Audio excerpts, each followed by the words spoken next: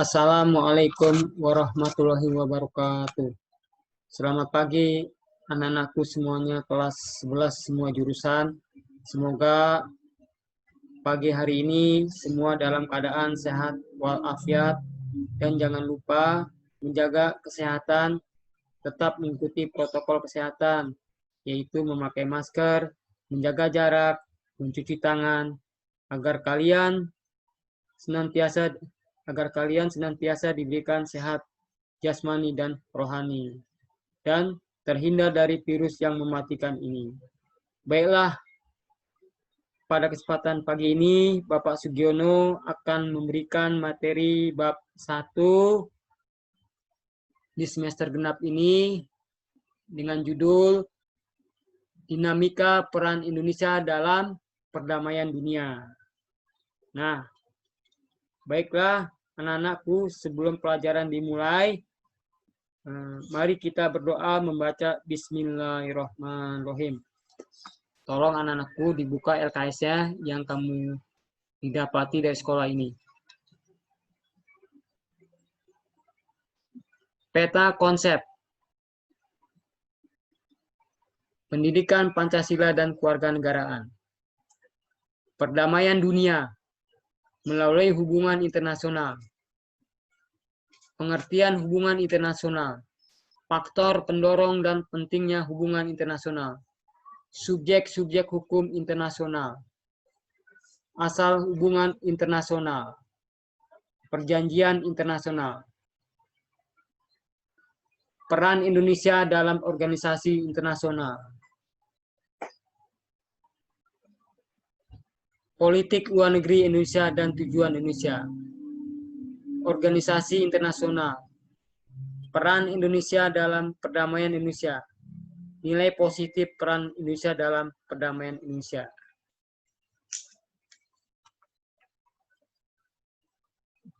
Perdamaian dunia melalui hubungan internasional. Pengertian hubungan internasional. Menurut MC McClellan, hubungan internasional adalah studi tentang interaksi antar jenis-jenis kesatuan sosial tertentu, termasuk studi tentang keadaan relevan yang mengelilinginya, interaksi. Nah, di sini anak-anak banyak para ahli yang mengartikan bahwa hubungan internasional ini. Nah, di sini banyak yang saya bacakan, ada juga menurut Warsito Sunario, ada juga menurut Tikve Netizen, ada juga menurut rencana strategi atau Rensta. Ya.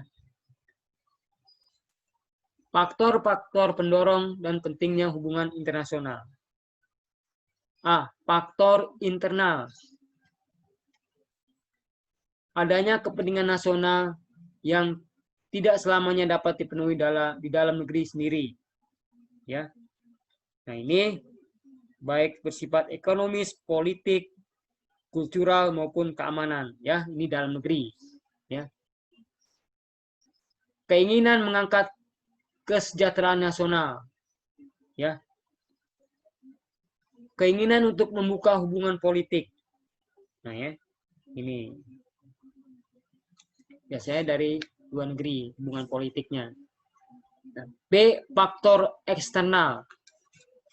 Adanya perbedaan kemampuan dalam penguasaan ilmu pengetahuan. Ya. Adanya perbedaan keadaan seperti sumber daya alam, iklim, tenaga kerja, budaya, dan jumlah penduduk. Tanggung jawab sebagai warga dunia untuk mewujudkan kehidupan yang aman, damai, dan merata. Ini ada dua faktor, ada faktor internal dan faktor eksternal. Ya.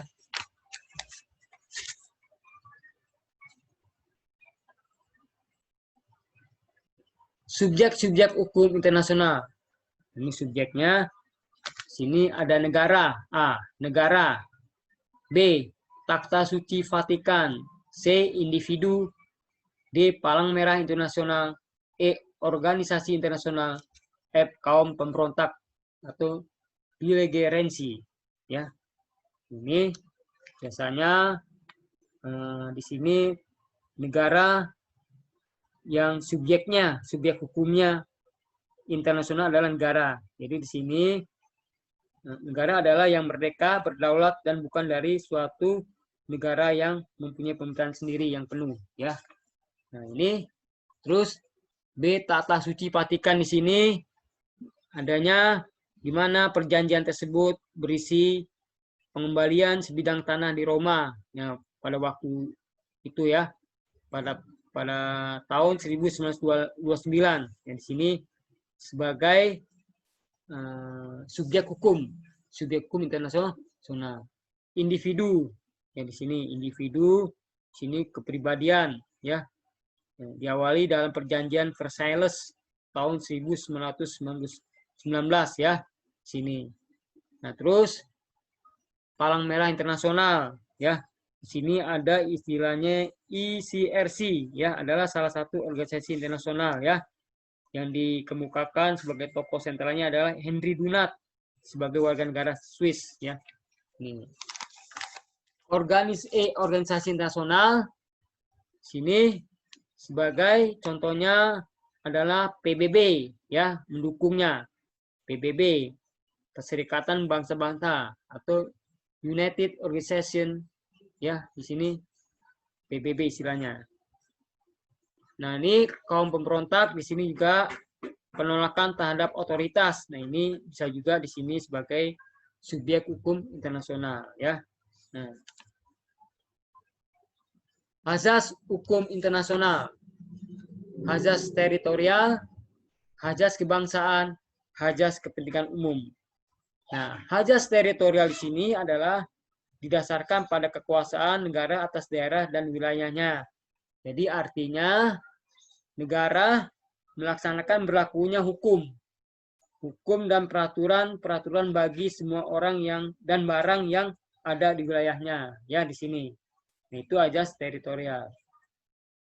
Azas kebangsaan di sini artinya hukum dari negara tersebut tetap berlaku, ya, juga bagi warga negaranya walaupun berada di negara asing, ya, atau dikenal sebagai extraterritoriality, ya, extraterritoriality, ya, di sini.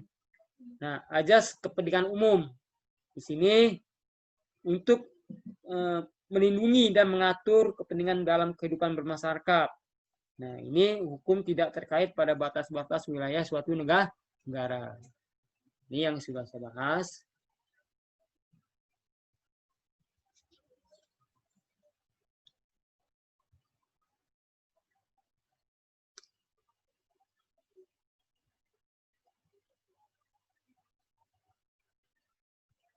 Perjanjian internasional, ya. A, klasifikasi perjanjian internasional.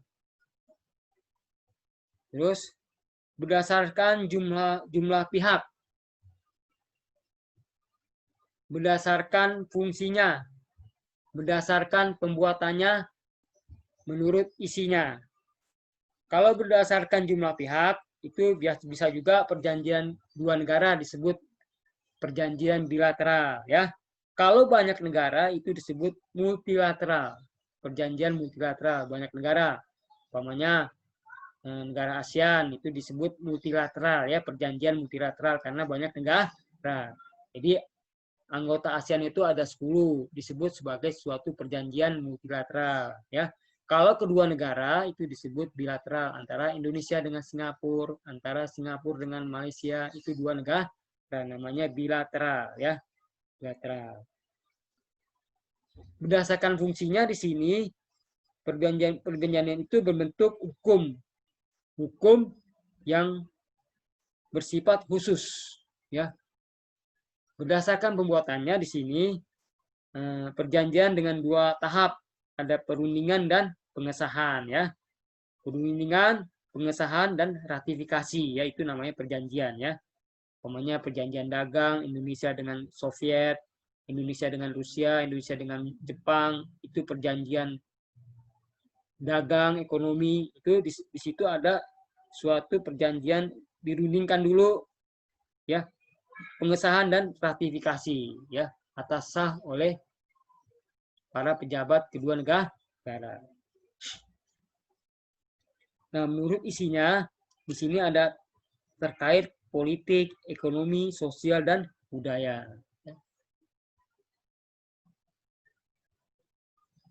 Perjanjian internasional, ya. Fakta sunt servanda merupakan asas pertama yang harus diterima dan diserahkan oleh negara-negara subjek perjanjian internasional. Ya, itu namanya fakta sunt servanda, ya.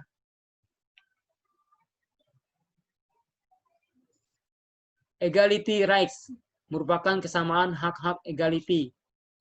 Rights juga dapat diartikan sebagai suatu asas kesamaan derajat. Reciprocity merupakan besarnya aksi sama dengan besarnya reaksi. Bona fide merupakan itikat frasa yang baik atau niat yang baik. Courtesy merupakan asas kehormatan atau dalam arti lain asas ini mengharuskan negara-negara yang terlibat dalam perjanjian internasional untuk saling menghormati.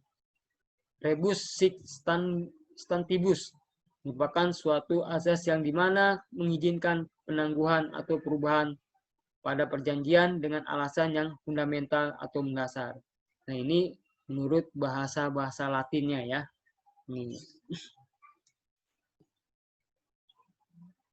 Tahap-tahap perjanjian internasional. 1. Perundingan, negotiation. Penandatanganan, pengesahan atau ratifikasi. Nah, di dalam negara kita, di mana Undang-Undang Nomor 24 Tahun 2000 tentang Perjanjian Nasional diratifikasi atau disahkan Perjanjian Nasional itu dengan undang-undang atas persetujuan Presiden dan DPR secara bersama-sama. Contohnya, Indonesia membuat perjanjian dengan Jepang dalam perdagangan. Nah, jadi dalam persetujuan perjanjian itu dengan Jepang harus disetujui oleh Presiden dulu. Nah, setelah itu baru oleh anggota-anggota DPR. Berlakunya dan berakhirnya perjanjian internasional. A. Setelah tercapai tujuan dari perjanjian internasional itu, ya.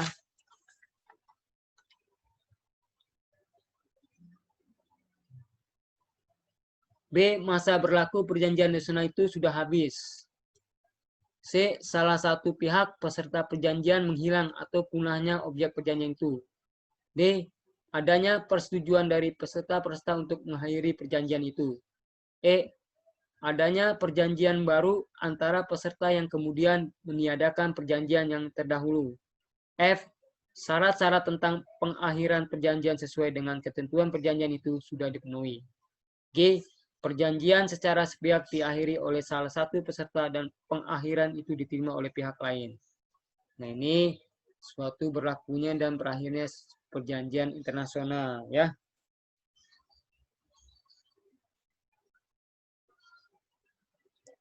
B. Peran Indonesia dalam organisasi internasional.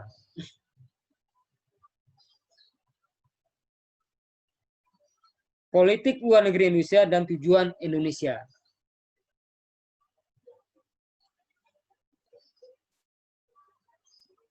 Memperoleh barang-barang yang diperlukan dari luar negeri untuk memperbesar kemakmuran rakyat apabila barang-barang tersebut tidak ada atau belum dihasilkan sendiri. Ya. Meningkatkan perdamaian internasional karena hanya dalam keadaan damai Indonesia dapat membangun dan memperoleh syarat-syarat yang diperlukan untuk memperbesar kemakmuran rakyat. Meningkatkan persaudaraan bangsa sebagai pelaksanaan cita-cita yang tersimpul dalam Pancasila, dasar, dan falsafah negara Indonesia.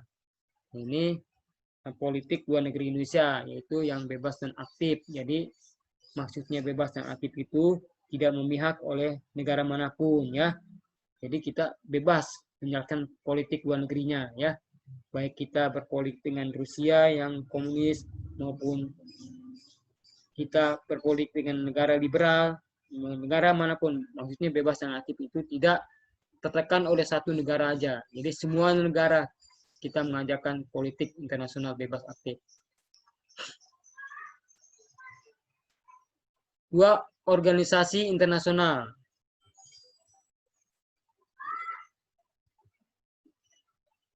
Perserikatan Bangsa-Bangsa atau PBB, Konferensi Asia Afrika dan Gerakan Non-Blok, dan ASEAN. Nah, ini organisasi internasional ya.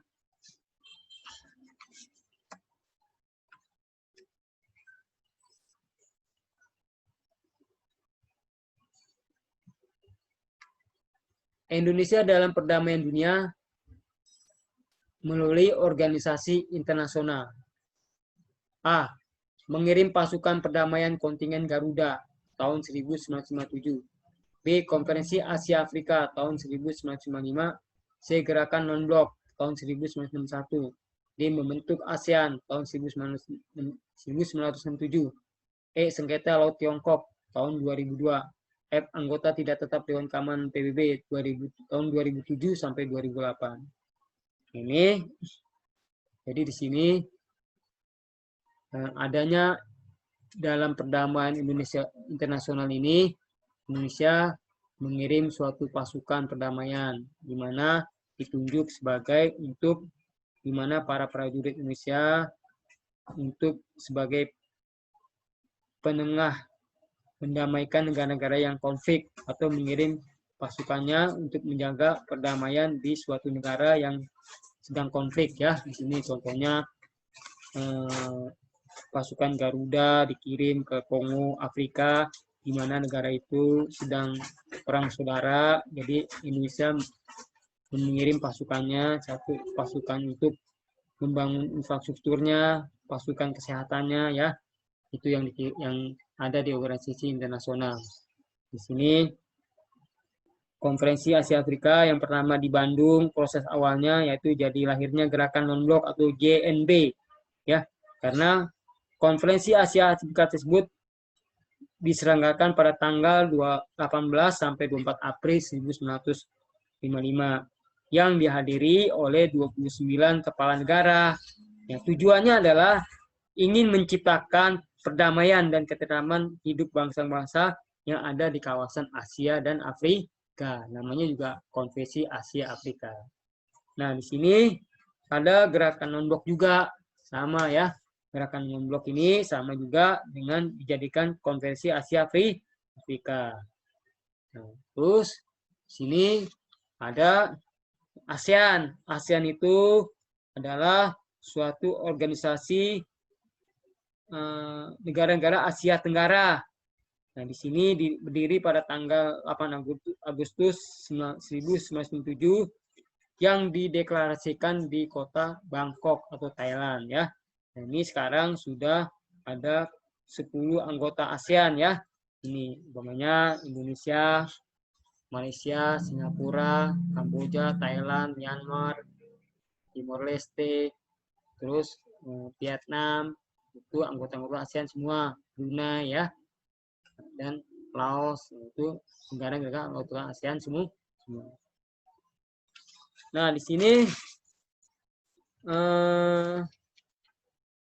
sengketa Laut Tiongkok, di mana ada persengketaan tentang memperebutkan pulau ya, pulau di Laut Tiongkok Selatan atau Cina, ini namanya Laut Cina Selatan, di mana itu ada kemungkinan 4 negara yang berselisih untuk memperebutkan kepulauan Laut Cina Selatan atau Tiongkok ya, tahun 2002 itu.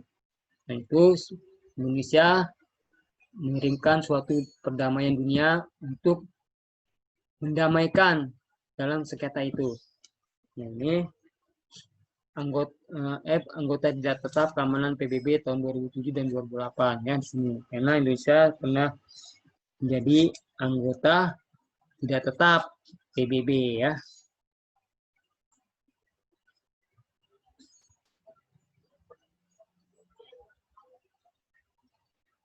Nilai positif peran Indonesia dalam perdamaian dunia ya. Ini kerjasama ya. Ini hubungan dua antar negara. Ini nilai positifnya ya. Nah, ini kerja kelompok, kerjasama dapat diwujudkan ya dalam kehidupan bermasyarakat, berbangsa dan negara ya. Terus aktif menjaga lingkungan ya, tetap aman melalui kegiatan siskamling, itu nilai kerjasamanya. Toleran ya, toleran di sini contohnya di sini lingkungan sekolah antara lain mengizinkan teman untuk beribadah sesuai keyakinan dan bergaul tanpa membedakan suku, ras, dan agama. Ini ya, jadi toleran, saling kerjasama, saling menghormati ya tanpa membedakan suku, ras, dan kepercayaan agama masing-masing. Cinta damai, ini karena di sini diwujudkan berbagai cara seperti meningkatkan rasa kesetiakawanan, meningkatkan rasa persatuan ya itu.